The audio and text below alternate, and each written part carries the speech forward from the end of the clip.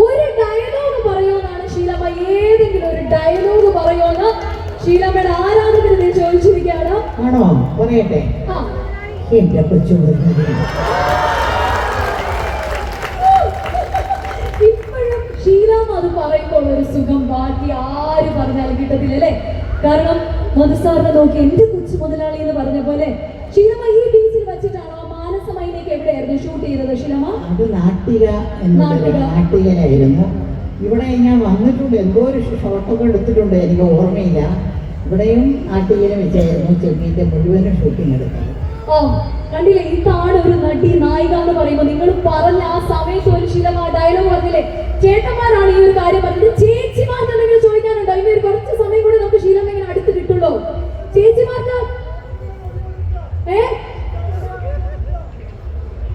ചേച്ചിമാർക്ക് സൗന്ദര്യത്തിന്റെ രഹസ്യവും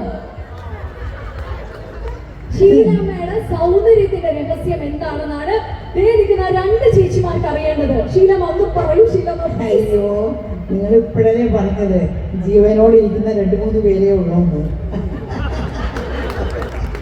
ഇവിടെ വെച്ച് പറഞ്ഞതല്ല. ഞാനും ആയിഷമ്മ, നിലമ്പൂർ ആയിഷയുടെ കൂടെ ഞാൻ അഭിനയിച്ചിട്ടുണ്ട് കുട്ടിക്കുപ്പായം എന്നുള്ള പടത്തില്. അതുപോലെ തന്നെ ഇരിക്കുന്ന അവരുടെ സൗന്ദര്യത്തിന്റെ അടുത്ത് നിങ്ങൾ ചോദിച്ചൂടെ എന്റെ സൗന്ദര്യത്തിന്? അവരും അതുപോലെ തന്നെ ഇരിക്കുന്നു. എത്ര കൊല്ലങ്ങൾക്ക് മുമ്പുള്ള ഒരു പടമായിരുന്നത്. ഭയങ്കര സന്തോഷമായിട്ടുള്ള ഒരു പടമായിരുന്നു ആ പടത്തിൽ അഭിനയിക്കുമ്പോഴും. പിന്നെ ആ പാട്ടും നല്ല പാട്ടായിരുന്നു. വെളുക്കുമ്പോൾ കൊടുക്കുമ്പോഴും എന്ന് പറയുന്ന പാട്ട് എത്ര പ്രാവശ്യം അത് ടി വിയിലൊക്കെ ഇട്ടിട്ടത്. പിന്നെ അവസാനമായിട്ട് ഞാനിപ്പോൾ അഭിനയിച്ചത് മനസ്സിനക്കരയെന്നുള്ളൊരു പടം. അത് ജനങ്ങൾക്ക് എല്ലാവരും അവരുടെ മനസ്സിൻ്റെ അകത്ത് ഏറ്റെടുത്തു ആ പടം. നല്ല ഇപ്പോൾ പടങ്ങൾക്കൊന്ന് കഥയാണ് വളരെ വളരെ പ്രധാനം എന്ന് വിചാരിക്കുന്ന ഒരാളാണ് ഞാനും ഒരു 3 പടം ഡയറക്റ്റ് ചെയ്തിട്ടുണ്ട്, കഥ എഴുതിയിട്ടുണ്ട്. പക്ഷേ ഇപ്പോഴും നല്ല നല്ല പടങ്ങളൊക്കെ വരുന്നുണ്ട്. പക്ഷേ കുറച്ചുകൂടെ കഥയിൽ അവർക്ക് ശ്രദ്ധിക്കണം എന്ന് എനിക്ക് പറയാനുണ്ട്. കഥയാണ് ഹീറോ. ഇപ്പോൾ ഏത് ഹീറോ അഭിനയിച്ചാലും പടം ഓടാൻ പോകുന്നില്ല. കഥ നല്ലതാണെങ്കിൽ പടം തീർച്ചയായിട്ടും ഓടും. അതാണ് ഷീലമ്മ വന്നപ്പോഴത്തേക്ക് ഒരു കാര്യം കൂടി എല്ലാവരും ചോദിക്കണമെന്ന് പറഞ്ഞു ഷീലമ്മ. കാരണം ഷീല എന്നൊരു പേര് കേൾക്കുമ്പോൾ നമ്മൾ എല്ലാവരും കൂട്ടി പറയുന്ന ഒരു പേരുണ്ട്. മറ്റാരുമല്ല, നമ്മുടെ നസീർ സാറിന്റെ പ്രേം നസീർ ഷീല എന്ന ജോഡികളുടെ പേര് സ്ക്രീനിൽ തെളിയുമ്പോൾ നമ്മൾ എഴുന്നേറ്റ് നിന്ന് വിസിലടിച്ചൊരു കാലം നമുക്കുണ്ടായിരുന്നു മലയാളികൾക്ക്. സോ ഞാൻ ഈ 3 പേര് പറയും.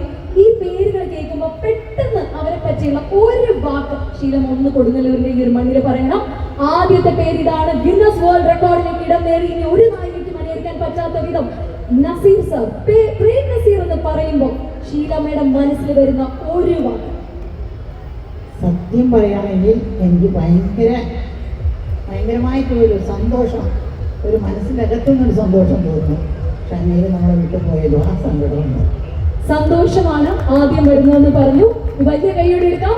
ഇനി ഒരു പേരും കൂടെ ഞാൻ പറയാൻ പോവാണ്. സത്യൻ മാഷ്. ഒരു സ്കൂൾ മാസ്റ്റർ, പ്രൊഫസർ, ഒരു ഇൻസ്പെക്ടർ, പോലീസ് ഇൻസ്പെക്ടർ, അതൊക്കെയാണ് സത്യൻ മാഷ് എന്ന് പറയുമ്പോൾ മനസ്സിൽ വരുന്നെന്ന് പറഞ്ഞു. അങ്ങനെ ഭയങ്കര സ്ട്രിക്റ്റ് ആയിട്ടുള്ള ഒരാളായിരുന്നു. ഇനി ഈ പറഞ്ഞതുപോലെ നമ്മുടെ കറുത്തമ്മയായി നമുക്ക് മുന്നിൽ എത്തിയപ്പോൾ പരീക്കുട്ടിയായി വന്ന നമ്മുടെ മധു സർ എന്ന് കേൾക്കുമ്പോൾ ഷീലമ്മയുടെ മനസ്സിൽ വരുന്ന ആ ഒരു കാര്യം എന്തായിരിക്കും?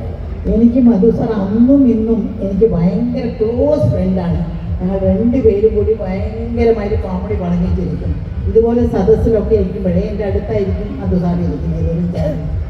അപ്പം അങ്ങനെ വളരെ സീരിയസ് ആയിട്ട് എന്തെങ്കിലും ഒരു കോമഡി, അവിടെ ഉള്ളവരെ പറ്റി എന്തെങ്കിലും ഒരു കോമഡി പറയും. മോഹം വന്ന് വളരെ സീരിയസ് ആയിരിക്കും. പക്ഷെ എനിക്ക് ചിരി അടക്കാനൊക്കെ ഞാൻ കിടന്ന് ചിരിക്കും. ഓഡിയൻസിന് വിചാരിക്കുന്നത് ഈ പെണ്ണിനൊക്കെ പ്രാന്താണോ ഇങ്ങനെ കിടന്ന് ചിരിക്കുന്നു. പക്ഷെ അങ്ങനെ ഒരു മുഖത്ത് യാതൊരു വ്യത്യാസം ഉണ്ടാവില്ല. അതുപോലെ എനിക്ക് ഏറ്റവും ഇഷ്ടപ്പെട്ട, അന്നും എന്നും ഇഷ്ടപ്പെട്ട ഒരാളാണ് മധു സാർ. ക്ലോസ് ഫ്രണ്ടാണ് മധു സാർ എന്ന് പറഞ്ഞു.